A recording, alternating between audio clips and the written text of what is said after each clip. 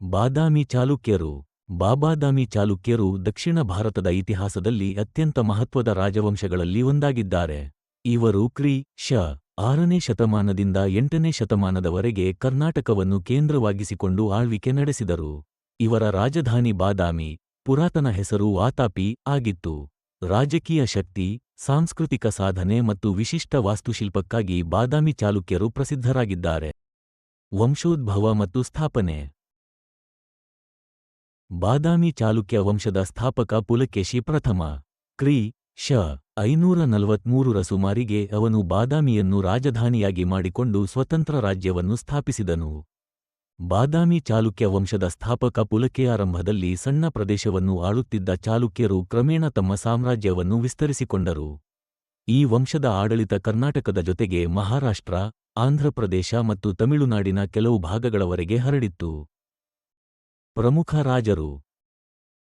ಬಾದಾಮಿ ಚಾಲುಕ್ಯರಲ್ಲಿ ಅತ್ಯಂತ ಪ್ರಸಿದ್ಧನಾದ ರಾಜ ಪುಲಕೇಶಿ ದ್ವಿತೀಯ. ಅವನು ಶಕ್ತಿಶಾಲಿ ಆಡಳಿತಗಾರನಾಗಿದ್ದು ಉತ್ತರ ಭಾರತದ ಮಹಾನ್ ಚಕ್ರವರ್ತಿ ಹರ್ಷವರ್ಧನನನ್ನು ನರ್ಮದಾ ನದಿಯ ಸಮೀಪ ಸೋಲಿಸಿದನು. ಈ ವಿಜಯದಿಂದ ದಕ್ಷಿಣ ಭಾರತದಲ್ಲಿ ಚಾಲುಕ್ಯರ ಪ್ರಾಬಲ್ಯ ಸ್ಥಾಪಿತವಾಯಿತು. ಚೀನಾದ ಪ್ರವಾಸಿ ಹ್ಯುನ್ಸಾಂಗ್, ಶಾನ್ಝಾಂಗ್, ಪುಲಕೇಶಿ ದ್ವಿತೀಯನ ಆಳ್ವಿಕೆಯನ್ನು ಪ್ರಶಂಸಿಸಿರುವುದು ಇತಿಹಾಸದಲ್ಲಿ ಮಹತ್ವ ಪಡೆದಿದೆ. ಇತರ ಪ್ರಮುಖ ರಾಜರಲ್ಲಿ ಕೀರ್ತಿವರ್ಮನ್ ಪ್ರಥಮ, ಮಂಗಲೇಶ ಮತ್ತು ವಿಕ್ರಮಾದಿತ್ಯ ಪ್ರಥಮರು ಸೇರುತ್ತಾರೆ. ಇವರು ರಾಜಕೀಯ ಸ್ಥಿರತೆ, ಯುದ್ಧ ಕೌಶಲ್ಯ ಮತ್ತು ಧರ್ಮಸಹಿಷ್ಣುತೆಗೆ ಹೆಸರುವಾಸಿಯಾಗಿದ್ದರು. ಆಡಳಿತ ವ್ಯವಸ್ಥೆ. ಬಾದಾಮಿ ಚಾಲುಕ್ಯರ ಆಡಳಿತ ವ್ಯವಸ್ಥೆ ಸುಸಂಘಟಿತವಾಗಿತ್ತು. ರಾಜ್ಯವನ್ನು ಪ್ರಾಂತ್ಯಗಳಾಗಿ ವಿಭಜಿಸಿ ಪ್ರಾಂತ್ಯ ಪಾಲಕರ ಮೂಲಕ ಆಡಳಿತ ನಡೆಸಲಾಗುತ್ತಿತ್ತು. ಬಾದಾಮಿ ಚಾಲುಕ್ಯರ ಆಡಳಿತ ಗ್ರಾಮ ಪಂಚಾಯಿತಿಗಳಿಗೆ ಮಹತ್ವ ನೀಡಲಾಗಿದ್ದು, ಸ್ಥಳೀಯ ಆಡಳಿತದಲ್ಲಿ ಜನಸಹಭಾಗಿತ್ವ ಇತ್ತು. ತೆರಿಗೆ ವ್ಯವಸ್ಥೆ ಸರಳವಾಗಿದ್ದು ಕೃಷಿ, ವ್ಯಾಪಾರ ಮತ್ತು ಕೈಗಾರಿಕೆಗಳಿಂದ ಆದಾಯ ಸಂಗ್ರಹಿಸಲಾಗುತ್ತಿತ್ತು. ಧರ್ಮ ಮತ್ತು ಸಂಸ್ಕೃತಿ. ಬಾದಾಮಿ ಚಾಲುಕ್ಯರು ಧರ್ಮಸಹಿಷ್ಣು ರಾಜರು. ಇವರು ಶೈವ, ವೈಷ್ಣವ ಮತ್ತು ಜೈನ ಧರ್ಮಗಳಿಗೆ ಸಮಾನ ಪ್ರೋತ್ಸಾಹ ನೀಡಿದರು. ಅನೇಕ ದೇವಾಲಯಗಳು ಶಿವ, ವಿಷ್ಣು ಮತ್ತು ಜೈನ ತೀರ್ಥಂಕರರಿಗೆ ಸಮರ್ಪಿತವಾಗಿವೆ. ಬಾದಾಮಿ ಚಾಲುಕ್ಯರು ಧರ್ಮಸಹಿಷ್ಣುರ ಈ ಕಾಲದಲ್ಲಿ ಸಂಸ್ಕೃತ ಮತ್ತು ಕನ್ನಡ ಭಾಷೆಗಳಿಗೆ ಉತ್ತೇಜನ ದೊರೆಯಿತು. ಶಾಸನಗಳಲ್ಲಿ ಸಂಸ್ಕೃತದ ಜೊತೆಗೆ ಕನ್ನಡ ಭಾಷೆಯ ಬಳಕೆಯೂ ಕಾಣಸಿಗುತ್ತದೆ. ಇದು ಕನ್ನಡದ ಪ್ರಾಚೀನ ಸಾಹಿತ್ಯ ಪರಂಪರೆಗೆ ಮಹತ್ವದ ಕೊಡುಗೆಯಾಗಿದೆ. ವಾಸ್ತುಶಿಲ್ಪದ ಸಾಧನೆ. ಬಾದಾಮಿ ಚಾಲುಕ್ಯರ ವಾಸ್ತುಶಿಲ್ಪ ದಕ್ಷಿಣ ಭಾರತದ ವಾಸ್ತು ಇತಿಹಾಸದಲ್ಲಿ ಮಹತ್ವದ ಸ್ಥಾನ ಹೊಂದಿದೆ. ಶಿಲೆಯಲ್ಲಿ ಕೊತ್ತಿದ ಗುಹಾ ದೇವಾಲಯಗಳು, ದ್ರಾವಿಡ ಮತ್ತು ನಾಗರ ಶೈಲಿಗಳ ಸಂಯೋಜನೆಯೇ ಚಾಲುಕ್ಯ ಶೈಲಿಯ ವೈಶಿಷ್ಟ್ಯ. ಐಹೊಳೆಯನ್ನು ಭಾರತೀಯ ದೇವಾಲಯ ವಾಸ್ತುಶಿಲ್ಪದ ತೊಟ್ಟಿಲು ಎಂದು ಕರೆಯಲಾಗುತ್ತದೆ.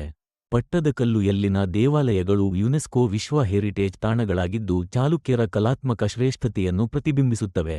ಬಾದಾಮಿಯ ಗುಹಾ ದೇವಾಲಯಗಳು ಶಿಲ್ಪಕಲೆಯ ಅದ್ಭುತ ಉದಾಹರಣೆಗಳಾಗಿವೆ. ಯುದ್ಧಗಳು ಮತ್ತು ರಾಜಕೀಯ ಸಂಬಂಧಗಳು. ಬಾದಾಮಿ ಚಾಲುಕ್ಯರು ಪಲ್ಲವರು, ಕದಂಬರು ಮತ್ತು ಗಂಗರು ಮುಂತಾದ ವಂಶಗಳೊಂದಿಗೆ ಯುದ್ಧಗಳನ್ನು ನಡೆಸಿದರು.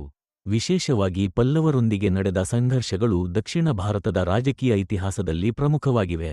ಕೆಲವೊಮ್ಮೆ ಸೋಲು ಗೆಲುವುಗಳಾದರೂ ಚಾಲುಕ್ಯರು ದೀರ್ಘಕಾಲ ತಮ್ಮ ಪ್ರಾಬಲ್ಯವನ್ನು ಉಳಿಸಿಕೊಂಡರು. ಪತನ. ಕ್ರಿ. ಶ. 8ನೇ ಶತಮಾನದಲ್ಲಿ ರಾಷ್ಟ್ರಕೂಟರ ಶಕ್ತಿಯ ಏರಿಕೆಯಿಂದ ಬಾದಾಮಿ ಚಾಲುಕ್ಯರ ಶಕ್ತಿ ಕುಗ್ಗಿತು.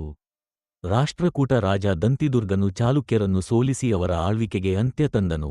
ಆದರೆ ನಂತರದ ಕಾಲದಲ್ಲಿ ಕಲ್ಯಾಣಿ ಚಾಲುಕ್ಯರು, ಪಶ್ಚಿಮ ಚಾಲುಕ್ಯರು ಮತ್ತೆ ಚಾಲುಕ್ಯ ಪರಂಪರೆಯನ್ನು ಮುಂದುವರಿಸಿದರು. ಐತಿಹಾಸಿಕ ಮಹತ್ವ.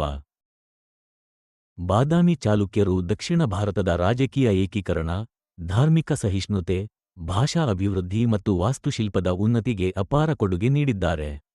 ಅವರ ಆಡಳಿತ ಕಾಲವು ಕರ್ನಾಟಕದ ಸುವರ್ಣಯುಗಗಳಲ್ಲಿ ಒಂದಾಗಿ ಪರಿಗಣಿಸಲ್ಪಡುತ್ತದೆ. ಇಂದಿಗೂ ಬಾದಾಮಿ, ಐಹೊಳೆ ಮತ್ತು ಪಟ್ಟದಕಲ್ಲುಗಳಲ್ಲಿ ಕಾಣುವ ದೇವಾಲಯಗಳು ಚಾಲುಕ್ಯರ ವೈಭವವನ್ನು ಸಾರುತ್ತಿವೆ.